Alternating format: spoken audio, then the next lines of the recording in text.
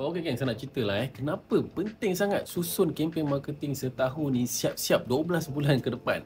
Pertama, supaya kita tidak kelam kabut buat promosi last minute. Okey. Yang kedua, kita boleh memaksimumkan sales 8 ke 12 kempen setahun yang potensi dia dalam range lah 400k hingga 1.2 juta setahun. Yang ketiga pula, kita dapat jimat bajet, masa dan tenaga sebab semuanya dah plan awal. Okey, keempat pula, marketing konsisten buat brand anda trusted oleh pelanggan. Okey, sebab kan nampak je setiap kali event, setiap kali raya ke, setiap kali cuti, ada je kempen baru, nampak fresh. Okey, orang pun suka, makin suka dengan brand anda. Yang kelima pula, tim anda tak stres dan lebih produktif. Sebab apa? Dah tahu apa nak kena buat. Tak adalah tiba-tiba asyik kerja ad hoc memanjang. Okey, tolong buat ni, tolong buat tu, kita dah nak habis raya. Dan last minute baru minta tolong.